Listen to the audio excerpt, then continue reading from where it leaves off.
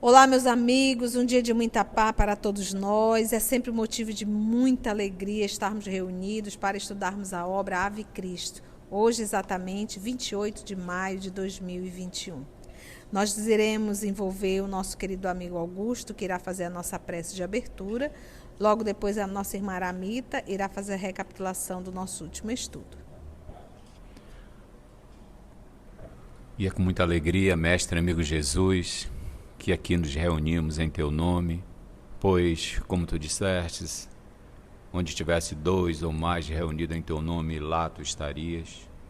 E só te rogamos, mestre, nesse momento, que tu possa nos intuir, a todos aqui presentes, para internalizar esses ensinamentos que aqui obteremos.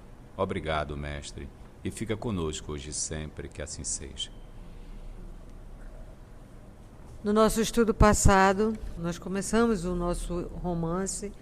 Só para situar, nós estamos no século III, depois de Cristo, e começa o romance. Eles estão em Formosa cidade espiritual, nas adjacências da costa planetária, e um expositor iluminado está fazendo uma palestra, falando sobre o Cristo, o Mestre crucificado e divino desafio. O tribuno venerável, a última fala dele foi: Cristo reina sobre a alma que nunca morre, aos poucos sublimando-a para a glória imperecível. Aos poucos sublimando-a, sublimando as almas. O tribuno venerável fizera uma pausa, como que intencional, porque a trombeta distante, aí você vai ver clangor, é a trombeta distante de muitos lítuos. Litos, gente, o nosso irmão Murilo vai colocar aí a foto. É um bastão para instrumento de sopro, tá bom? Então, você deve recordar daqueles filmes romanos, As trombetas, é aquele bastão segurando ali. Distante de muitos litos, reunidos se fazia ouvir, em pleno céu, dando a ideia de uma convocação para alguma batalha próxima. Porque realmente eles se reuniam, esses romanos, que nas guerras dos romanos servia para dar o sinal de combate, tá bom? Os litos, As centenas de entidades que se conchegavam umas às outras, num admirável recinto cuja abóbada deixava perceber a luz tremeluzente, ou seja, uma luz de longe, cuja abóbada deixava perceber a luz tremeluzente das estrelas remotas, entreolharam-se ofegantes. Todos os espíritos ali congregados pareciam ansiosos pela oportunidade de servir. Alguns traziam no semblante expressões de saudade e dor, qual se estivessem ligados à batalha da terra por feridas de aflição, somente curáveis com o retorno às angústias do passado. Mas a expectação não durou muito. Superando as clarinadas que ecoavam pela noite, a voz do pregador ressurgiu. Muito de vós, amados irmãos, deixastes à retaguarda velhos compromissos de amor e desejais voltar ao áspero trilho da carne, como quem afronta as labaredas de um incêndio para salvar afeições inesquecíveis. Entretanto, devotados agora à verdade divina, aprendestes a colocar os desígnios do Senhor acima dos próprios desejos. Entediados da ilusão, consultais a realidade, buscando engrandecê-la, e a realidade aceita o vosso concurso decisivo para impor-se no mundo. Não ouvideis, todavia, que somente colaborareis na obra do Cristo, ajudando sem exigir e trabalhando sem apego aos resultados. Como o pavio da vela, que deve submeter-se e consumir-se, a fim de que as trevas se desfaçam, sereis constrangidos ao sofrimento e à humilhação, para que novos horizontes se abram ao entendimento das criaturas. Por muito tempo ainda, o programa dos cristãos não se afastará das legendas do apóstolo Paulo. Em tudo, sereis atribulados, mas não aniquilados, perplexos, mas não desalentados, perseguidos, mas não desamparados, abatidos, mas não destruídos, trazendo sempre por toda parte a exemplificação do Senhor Jesus no próprio corpo, para que a vida divina se manifeste no mundo. E assim, quantos renascerem nas sombras da matéria mais densa, estarão incessantemente entregues ao sacrifício, por amor à verdade, a fim de que a lição do Divino Mestre brilhe mais intensamente nos domínios da carne mortal. Não basta ler, é necessário compreender. Muitos de vós, amados irmãos, deixastes a retaguarda, velhos compromissos de amor e desejais voltar ao áspero trilho da carne. Então, o que eu acho legal na fala é dizendo aqui, planeta Terra não é um plano fofo, doce, leve, suave, um verdadeiro algodão. Não. Áspero trilho da carne. Mostrando que nós estamos vivendo ainda um planeta de provas e de expiações. Então, ninguém nasceu para viver tomando água de coco em sombra, balando para um lado e para o outro numa rede. Tá? Áspero trilho da carne. Ou seja, gente, é difícil viver na Terra. É áspero mesmo, é doloroso. E o que mais dói na Terra não é só a enfermidade, é a convivência. A convivência diária, as traições, tudo isso é algo que dói e dói muito. Áspero trilho. Como quem afronta.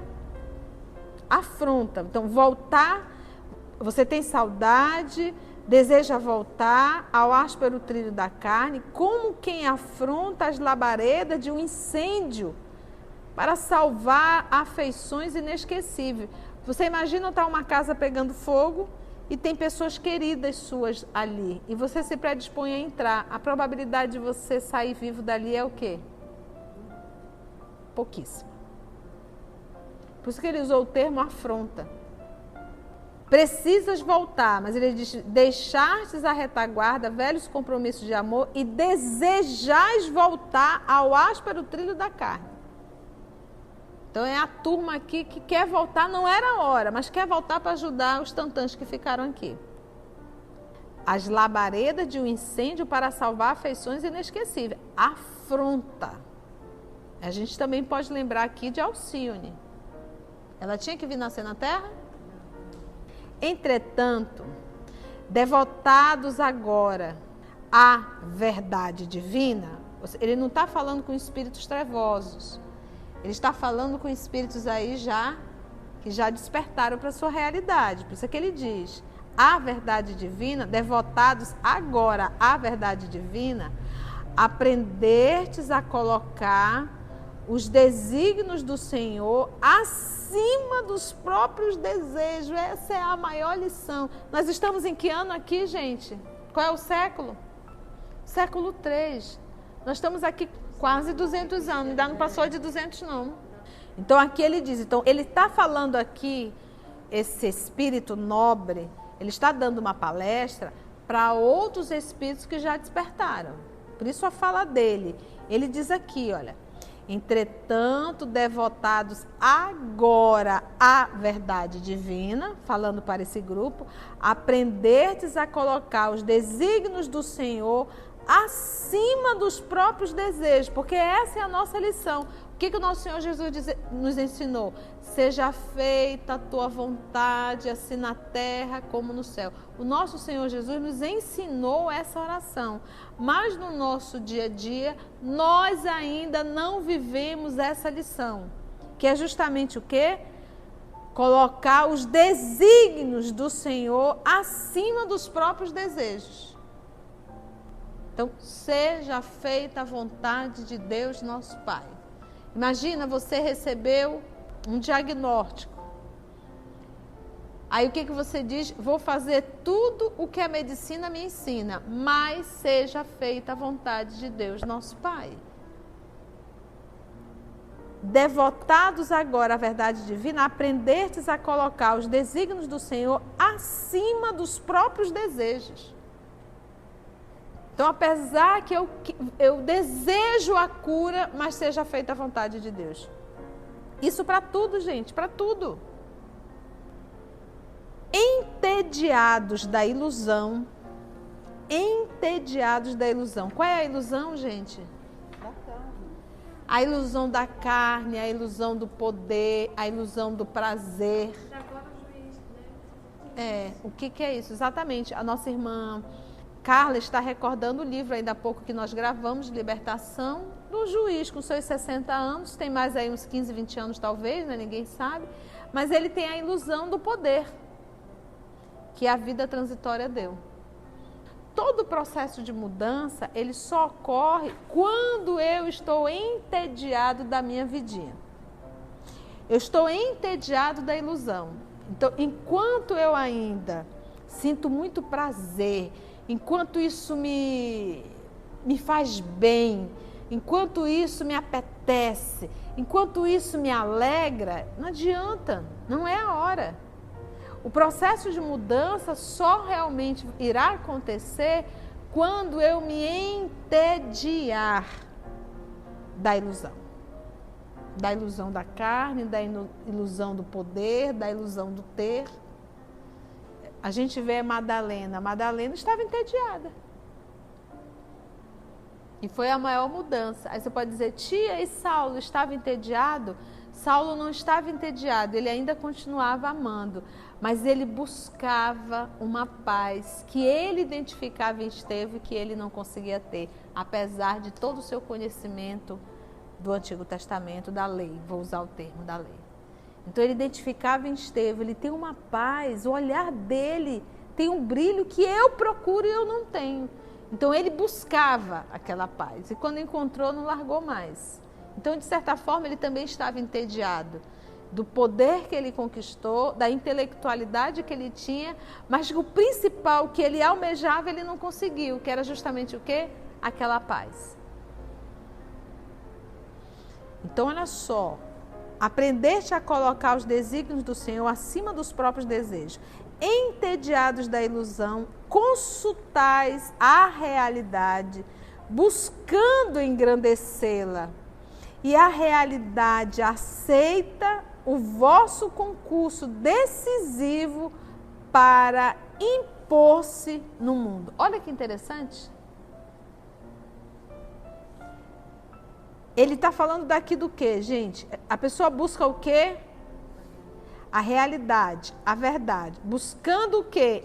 Engrandecê-la. Como é que eu engrandeço a verdade? Praticando, vivendo. Eu vou usar o termo dele aqui. Eu não tenho como engrandecer esse livro apenas com a leitura e com a minha fala. A única forma de eu engrandecer essa verdade é quando eu vivo essa verdade. E eu estou engrandecendo para quem? Para mim mesmo. Para mim mesmo. Entediados da ilusão, consultais a realidade, essa realidade do evangelho, da vida, da essência espiritual, buscando engrandecê-la através da minha atitude. E a realidade, agora a realidade, aceita o vosso concurso decisivo para impor-se no mundo, porque o evangelho tem que vir para o mundo, tem que ser vivido, tem que ser mostrado.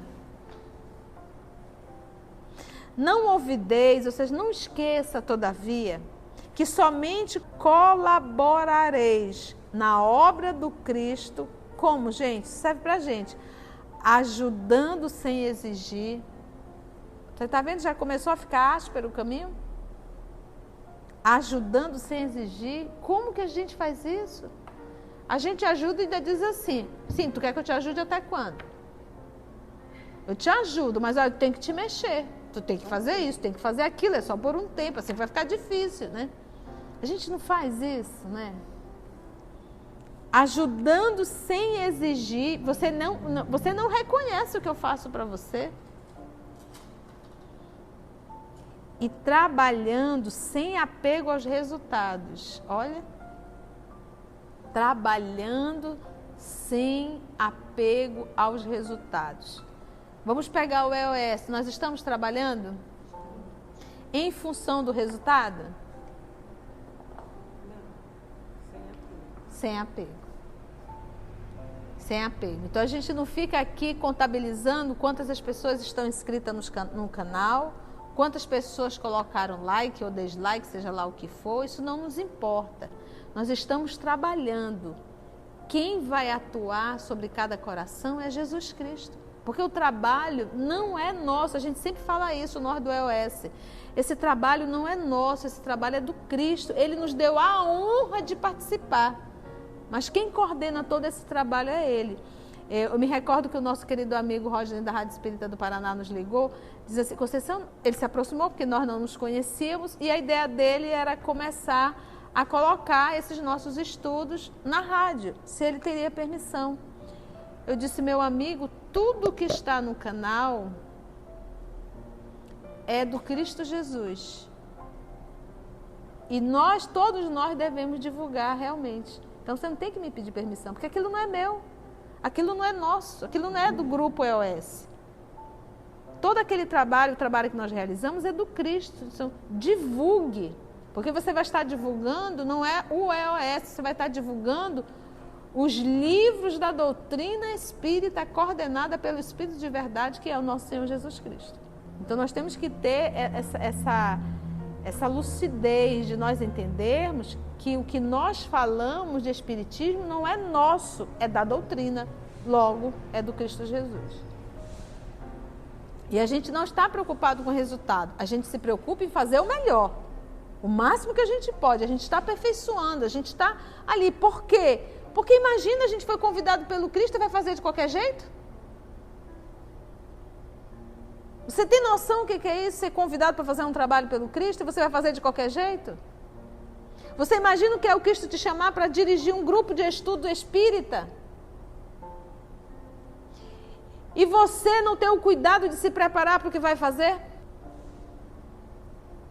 Ajudando sem exigir e trabalhando sem apego aos resultados.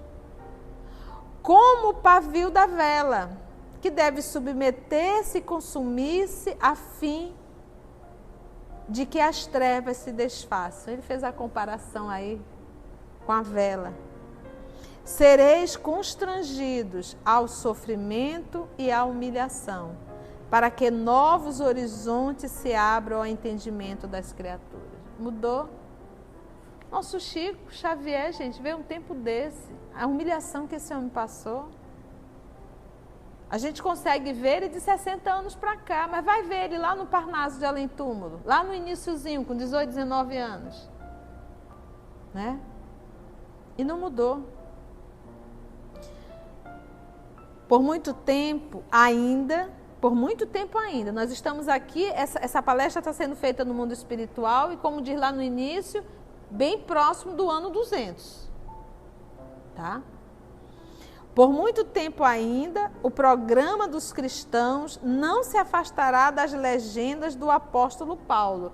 Que nós estamos aqui no ano 200 e nós sabemos através da história que só Constantino, o imperador, em 350 e pouco é que vai firmar o cristianismo como religião.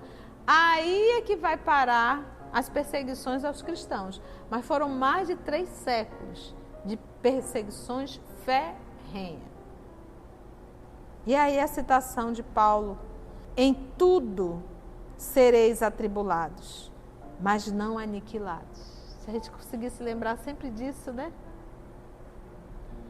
Em tudo sereis atribulados, mas não aniquilados. Perplexos, mas não desalentados. Perseguidos, mas não desamparados. Oh, meu Deus! Abatidos, mas não destruídos. Trazendo sempre, por toda parte, a exemplificação do Senhor Jesus no próprio corpo, que são as marcas do Cristo, para que a vida divina se manifeste no mundo. E assim, quantos renasceram nas sombras da matéria mais densa, estarão incessantemente entregues ao sacrifício, por amor à verdade, a fim de que a lição do Divino Mestre brilhe mais intensamente nos domínios da carne mortal. Quantos renascerem nas sombras da matéria mais densa? O mentor explanou ainda por vários minutos, e o nosso Emmanuel nos deu aqui uma canja, já deu para a gente sentir o nível dessa palestra. Quanto aos deveres que aguardavam os legionários do Evangelho entre os obstáculos do mundo, descendo por fim da tribuna dourada para o cultivo da conversação fraterna. Vários amigos oscularam-lhe as mãos, beijaram-lhe as mãos, comentando com entusiasmo os mapas de trabalho a que se prenderiam de futuro. Então, vocês estão vendo aqui que é uma reunião, uma palestra, preparando os irmãos que irão reencarnar na condição de cristão novamente e já preparando que não será fácil, a luta será grande. Como eu disse, sereis atribulados, mas não aniquilados. Diminuíam os entendimentos e as rogativas de proteção quando o pregador foi procurado por alguém com intimidade afetuosa. Exclamou ele, abraçando o recém-chegado e contendo a emoção. E aí vamos ver a voz do nosso palestrante. Varro! Tratava-se de velho romano, de olhar percussiente e triste. Percussiente, gente, é profundo.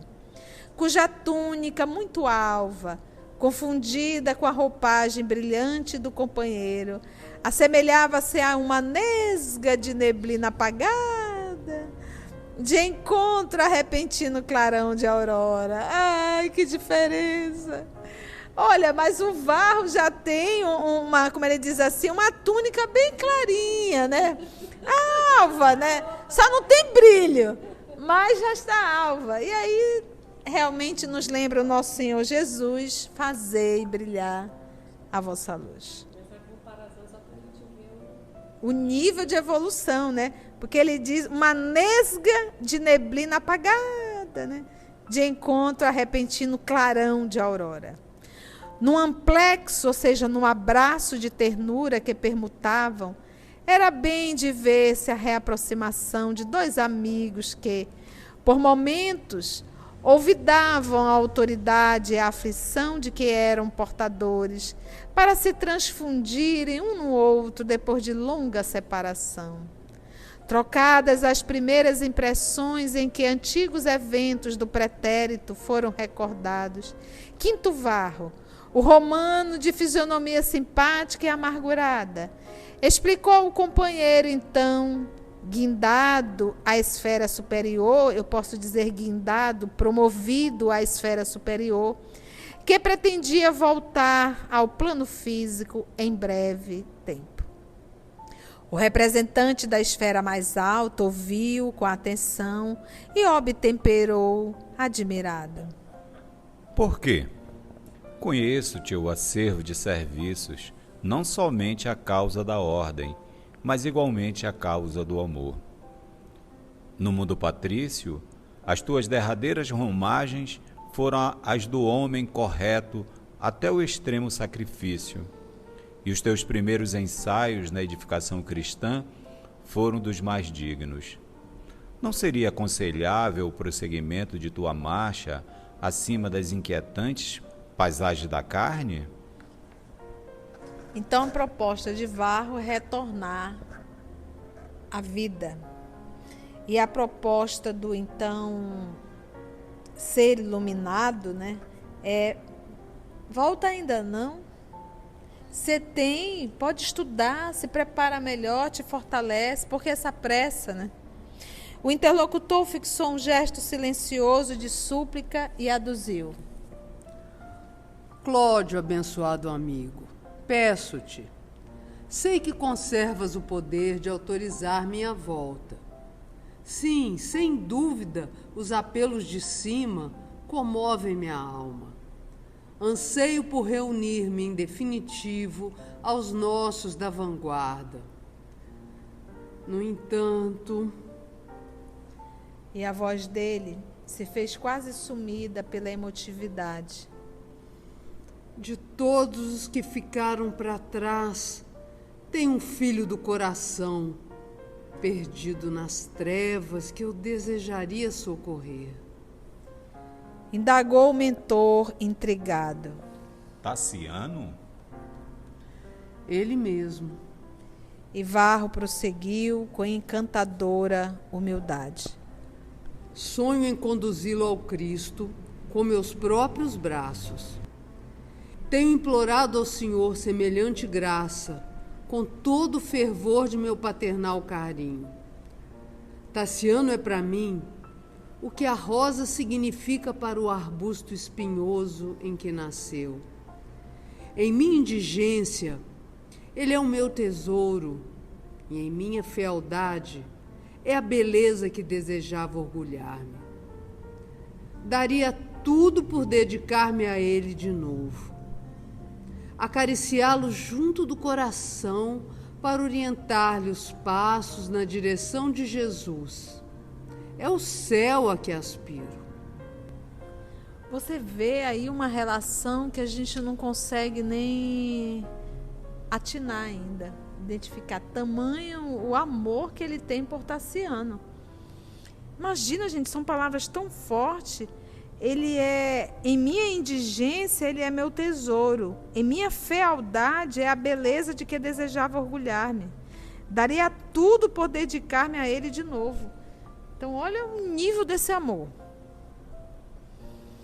E, como se quisesse sondar a impressão que causava no amigo, acrescentava: Porventura estarei errado em minha aspiração? O velho orientador afagou com visíveis demonstrações de piedade.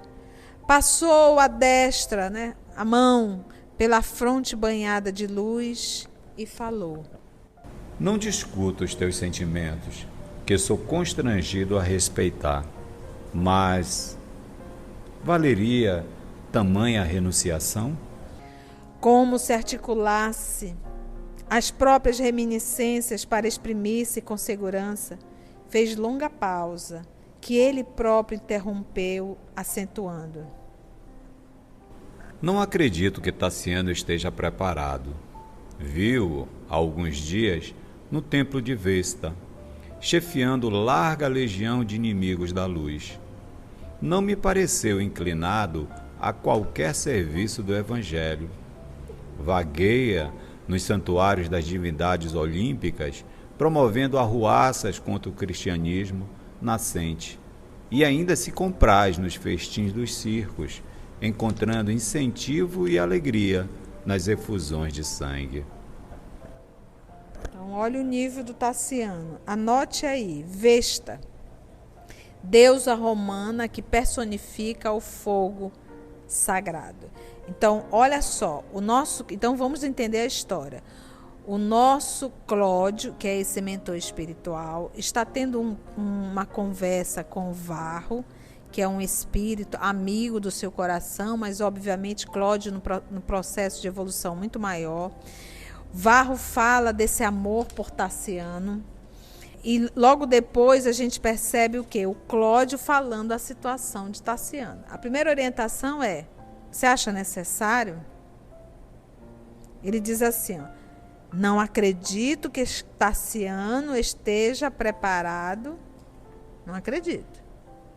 Viu há alguns dias no templo de Vesta, chefiando larga legião de inimigos da luz. Chefiando. Ele não é o assessor, ele é o chefe da perversidade. Não me pareceu inclinado a qualquer serviço do evangelho. Então, anota bem isso aqui, quem era Tassiano, para você ver o Tassiano encarnado. Tá? Vou repetir aqui. Ele está chefiando, larga, e quando eles dizem larga, é larga mesmo, é grande, tá? Legião de inimigos da luz. Não me pareceu inclinado a qualquer serviço do evangelho. O Tassiano vagueia nos santuários das divindades olímpicas, promovendo arruaças contra o cristianismo nascente e ainda se compraz nos festins dos circos, encontrando incentivo e alegria nas efusões de sangue. Então, ele, na condição de chefiando, ainda vai para o circo para assistir aquelas torturas que nós bem conhecemos. Vamos ver Varro. Tenho acompanhado meu filho nesse lamentável estado. Contudo, nos últimos dias, noto-o amargurado e aflito. Quem sabe estará taciando à beira da grande renovação? Compreendo que ele tem sido recalcitrante no mal, consagrando-se indefinidamente às sensações inferiores que lhe impedem a percepção de mais altos horizontes da vida. Concluo, porém, de mim para comigo, que algo deve ser feito quando temos necessidade de reajustamento daqueles a quem amamos. E talvez porque Cláudio silenciasse pensativo, o afetuoso pai voltou a dizer: abnegado amigo, permite-me voltar. Estarás, todavia, consciente dos riscos da empresa? Ninguém salvará um náufrago sem expor-se ao chicote das ondas. Para ajudar Tassiano, mergulhar-te-ás nos perigos em que ele se encontra. E ele diz assim, olha, ninguém salvará um náufrago sem expor-se ao chicote das ondas. Para ajudar Tassiano, mergulhar-te-ás nos perigos em que ele se encontra. Ele quem? O Tassiano. O cidadão está no inferno e para ajudá-lo vai ter que entrar nesse inferno. Atalhou Varro decidido, prosseguindo em tom de súplica. Sei disso. Auxilia-me a pretensão, em nome de nossa velha amizade. Procurarei servir o Evangelho com todas as minhas forças. Aceitarei todos os sacrifícios. Comerei o pão de fel embebido em suor e pranto. Contudo, rogo permissão para convocar meu filho ao trabalho do Cristo, por todos os recursos que estiverem ao meu alcance. Certo, o caminho estará juncado de obstáculos. Entretanto, com o amparo do Senhor e com o auxílio dos amigos, conto vencer. O respeitável mentor, francamente compadecido, como quem não desejava delongar-se na conversação de ordem pessoal, indagou: Quanto tempo consideras imprescindível ao cometimento? Ouso colocar a resposta em teu próprio critério. Pois bem, concluiu o companheiro generoso, endosso-te a decisão confiantemente. Concedo-te 20 lustros para o trabalho a realizar. Creio que 1 século bastará. Determinaremos medidas para que seja sustentado na nova roupagem de carne. Teus serviços à causa do Evangelho serão creditados em esfera superior. E quanto ao mérito ou demérito de Tassiano, à frente de tua renunciação, admito que o assunto será privativo de tua própria responsabilidade. Gente, e nós estamos mais ou menos disso, né? 20 lustros. Cada lustro, gente, é 5 anos, tá bom? Então, 20 vezes 5, 100 anos, daí um século. E ele, porque é interessante, ele diz assim: quanto tempo, Varro, você acha que precisa? Aí Varro, sabiamente, ouso colocar a resposta em teu próprio critério, porque se fosse por Varro, ele ia dizer: me dá uns 500 anos, eu consigo, né? Mas ele, tadinho, disse assim, não. Aí ele disse: olha, endosso-te a decisão confiantemente, concedo-te 20 lustros para o trabalho a realizar. Creio que 1 século bastará. Bastará para te ver o quanto esse menino é difícil. Instado por amigos na liquidação de outros problemas, Cláudio lançou-lhe compassivo olhar e finalizou: Não te esqueças de que, pela oração, continuaremos juntos. Ainda mesmo sob o pesado véu do esquecimento na luta física, ouviremos teus apelos, amparando-te com o nosso esforço assistencial. Vai em paz, quando quiseres, e que Jesus te abençoe.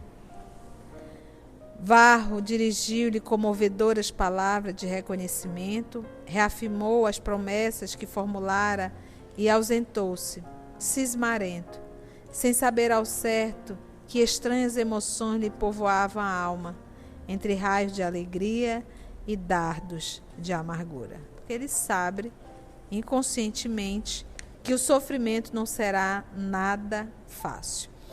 O nosso próximo estudo, nós teremos bastante a parte histórica, porque o nosso querido Varro, em espírito, ele sai dessa reunião e vai para Roma.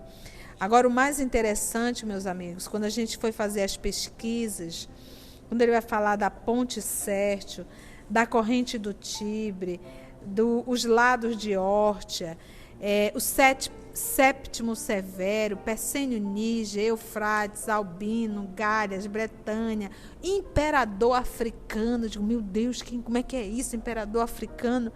O Templo da Fortuna. Então, tudo isso nós realmente pesquisamos para trazer esse material para vocês, mas também para vocês verificarem a veracidade de uma obra mediúnica.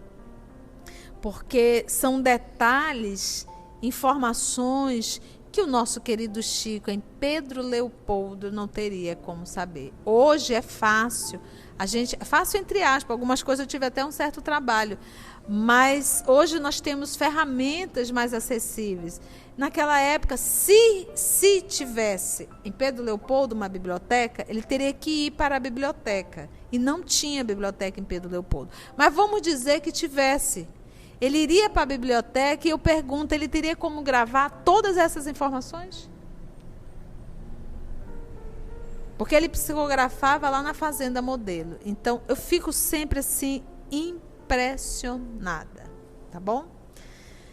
Vamos então agradecer a Deus nosso Pai por essa oportunidade que Ele nos deu de estarmos aqui hoje. Todos nós aqui reunidas, para gravarmos esses estudos e termos, assim, acho que a nossa maior alegria, tanto nossa que estamos aqui gravando, quanto o nosso irmão Murilo, que está fazendo a edição, e os nossos outros amigos, a nossa alegria é de compartilhar com todos vocês. Dentro dessa singeleza, essa simplicidade, nós não somos profissionais, mas carregamos essa boa vontade de compartilhar a nossa alegria quando nós sentimos de estarmos aqui estudando a obra espírita. Vamos orar?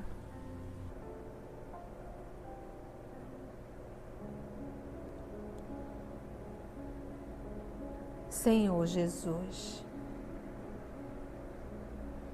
queridos amigos espirituais aqui presentes, nosso sentimento é de gratidão por essa oportunidade que o Senhor dá a cada um de nós aqui presente. Nosso sentimento é de gratidão por todos os espíritos, amigos espirituais, irmãos que nos conduzem nessa jornada, que aqui também se fazem presente, nos inspirando e nos conduzindo. A lição sempre cala fundo, Senhor. E recordando os grandes cristãos, os verdadeiros cristãos, que conseguiram entregar a própria vida para testemunhar a fidelidade e divulgar o Evangelho. Hoje, amado Mestre Jesus, nós precisamos também ter muita força para enfrentarmos os leões internos. Esses leões que nós permitimos a nossa destruição moral ao longo de tantos séculos. Que possamos acordar, que possamos lutar contra o leão do egoísmo, o leão da vaidade, o leão do ciúme, o leão do materialismo, o leão dos prazeres. Dai-nos força, Senhor, e coragem, para que um dia possamos verdadeiramente dar o testemunho cristão, que é o sacrifício por uma humanidade. Obrigada, Mestre amado, obrigada, amigos espirituais, e agradecemos a Deus, nosso Pai, por essa oportunidade ímpar. Que assim seja.